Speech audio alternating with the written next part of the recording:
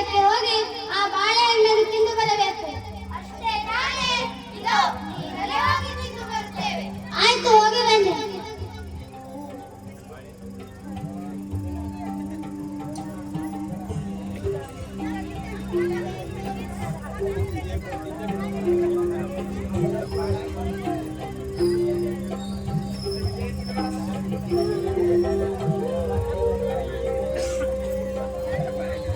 ಶೇಷ,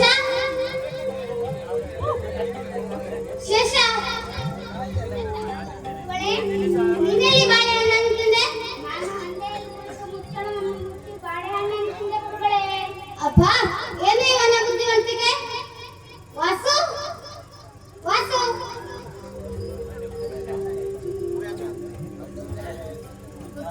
ನೀನೆಲ್ಲಿ ಬಾಳೆಹಣ್ಣನ್ನು ತಿಂದೆ? ನಾನು ವಿಶಾಲವಾದ ಒಂದು ವೃಕ್ಷದ ಕೆಳಗೆ ಕುಳಿತು ಯಾರು ಇಲ್ಲದ ಸಮಯ ನೋಡಿ ಬಾಳೆಹಣ್ಣನ್ನು ತಿಂದೆ ಗುರುಗಳೇ. ಹೌದಾ? ಆಯ್ತು. ಭರತ, ಭರತ, ಗುರುಗಳೇ, ನೀನೆಲ್ಲಿ ಬಾಳೆಹಣ್ಣನ್ನು ತಿಂದೆ? ನಾನು ಎಲ್ಲರೂ ಮಲಗಿದ್ದಾಗ ಹೊದಿಕೆಯನ್ನು ಒದ್ದು ಹೊದಿಕೆ ಒಳಗೆ ತಿಂದೆ ಗುರುಗಳೇ. ಹೌದಾ? ವಿಜಯ, ವಿಜಯ, ವಿಜಯ, ಗುರುಗಳೇ, ನೀನು ಬಾಳೆಹಣ್ಣನ್ನು ತಿಂದೆ? ಹೌದು ಗುರುಗಳೇ, ನಾನು ತಿಂದೆ. ನಾನು ನದಿಯ ನೀರಿನಲ್ಲಿ ಮುಳುಗಿ ಬಾಳೆಹಣ್ಣನ್ನು ತಿಂದೆ. ಅಲ್ಲಿ ಯಾರೂ ನೋಡಲು ಸಾಧ್ಯವೇ ಇಲ್ಲ ಗುರುಗಳೇ. ಓಹೋ, ಹಾಗೇನು? ಕನಕ, ನಮ್ಮ ಕನಕ ಎಲ್ಲಿ ಹೋದ? ಕನಕ, ಓ ಕನಕ. ಗುರುಗಳೇ, ಏನು ಕನಕ, ಬಾಳೆಹಣ್ಣು ಹಾಗೆ ಇದೆಯಲ್ಲ, ಏನಾಯ್ತು ಕನಕ? ನನಗೆ ದೇವರಿಲ್ಲದ ಜಾಗವೇ ಸಿಗಲಿಲ್ಲ. ಅದು ಹೇಗೆ ಮಗು, ಸ್ವಲ್ಪ ಬಿಡಿಸಿ ಹೇಳು. ಎಲ್ಲ ಕಡೆ ಭಗವಂತನೇ ಕಾಣುತ್ತಿದ್ದ, ಹಾಗಾಗಿ ನನಗೆ ಬಾಳೆಹಣ್ಣು ತಿನ್ನಲು ಸಾಧ್ಯವಾಗಲಿಲ್ಲ. ಅಬ್ಬಾ, ಇಷ್ಟು ಚಿಕ್ಕ ವಯಸ್ಸಿನಲ್ಲಿ ಎಂತಹ ಜ್ಞಾನ ಪ್ರಜ್ಞೆಯಪ್ಪ ನಿನ್ನದು. ಹೌದು ನಿಜ, ಹೌದು ಶಿಷ್ಯರೇ, ದೇವರು ಎಲ್ಲಾ ಕಡೆ ಇದ್ದಾನೆ. ಅನುರೇನು ತನ್ನ ಕಾಷ್ಟ ಪೀಡ ಖ್ಯಾತಿ ಬ್ರಹ್ಮ ಪರ್ಯಂತರವು ಭಗವಂತನ ನೆಲೆಸಿದ್ದಾನೆ. ಅವನ ಅಣತಿಲ್ಲದೆ ಹುಲ್ಲು ಕಡಿಯು ಒಳಗಾಡಲು ಸಾಧ್ಯವಿಲ್ಲ. ಶಿಷ್ಯರೇ, ಭಗವಂತ ಮೇಲಲ್ಲೂ ಇಲ್ಲ, ನಮ್ಮಲ್ಲಿಯೇ ಇದ್ದಾನೆ, ನಮ್ಮ ನಡುವೆಯೇ ಇದ್ದಾನೆ. ನಾವು ನಮ್ಮಲ್ಲಿನ ಭಗವಂತನನ್ನು ಮರೆತು ಗುಡಿ ಗುಂಡಾರದಲ್ಲಿ ಹುಡುಕುತ್ತೇವೆ. ಇರಲಿ ಇರಲಿ, ನಾನು ನಿಮಗೊಂದು ಪ್ರಶ್ನೆಯನ್ನು ಕೇಳುತ್ತೇನೆ. ಏನು ಪ್ರಶ್ನೆ ಗುರುಗಳೇ? ವಿಚಾರ ಮಾಡಿ ಉತ್ತರಿಸಿ.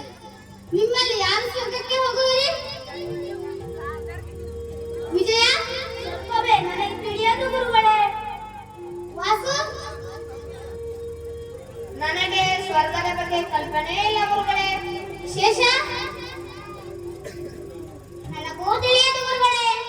ಭರತ, ಸ್ವರ್ಗದ ಬಗ್ಗೆ ನನಗೆ ತಿಳಿಯದು ಗುರುಗಳೇ. ಕನಕ, ನೀನು ಮಗುವೆಯ? ನಾನು ಹೋದರೆ ಹೋದೇನು? ಕನಕ ಹೋಗುವಂತೆ, ಕನಕ. ನಿಲ್ಲಿ ನಿಲ್ಲಿ, ತಾಳ್ಮೆ ಇರಲಿ. ಕನಕ, ನಿನ್ನ ಮಾತಿನ ತಾತ್ಪರ್ಯವೇನು? ನೀನು ಹೇಗೆ ಸ್ವರ್ಗಕ್ಕೆ ಹೋಗುವೆಯ? ನಾನು ಎಂದರೆ ನಾನೆಲ್ಲ ಗುರುಗಳೇ. ಅಂದರೆ ನಾನು ಎಂದರೆ ಅಹಂಕಾರ. ನಾನೆಂಬ ಅಹಂಕಾರ ಎಲ್ಲರೂ ಸ್ವರ್ಗ ಹೋಗಲು ಸಾಧ್ಯ. ಹೌದು ಕನಕ, ಸತ್ಯವಾದ ಮಾತು. ನಾನು ಹೋದರೆ ಎಂದರೆ ನಾನೆಂಬ ಅಹಂಕಾರ ಹೋದರೆ ಎಲ್ಲರೂ ಇಲ್ಲಿಯೇ ಸ್ವರ್ಗ ಕಾಣಲು ಸಾಧ್ಯ. ಲೋಕದಲ್ಲಿ ಸ್ವಾಭಿಮಾನಕ್ಕೂ ಅಹಂಕಾರಕ್ಕೂ ವ್ಯತ್ಯಾಸವೇ ಗೊತ್ತಿರದ ಎಷ್ಟೋ ಮೂಢರು ಅಜ್ಞಾನಿಗಳಾಗಿ ಬದುಕುತ್ತಿದ್ದಾರೆ. ನಿನ್ನಿಂದ ಎಲ್ಲರೂ ಕಲಿಯುವಂತಾಗಲಿ, ನಿನ್ನ ಜ್ಞಾನದ ಬೆಳಕು ಎಲ್ಲರಿಗೂ ಪಸರಿಸಲಿ. ಧನ್ಯವಾದ.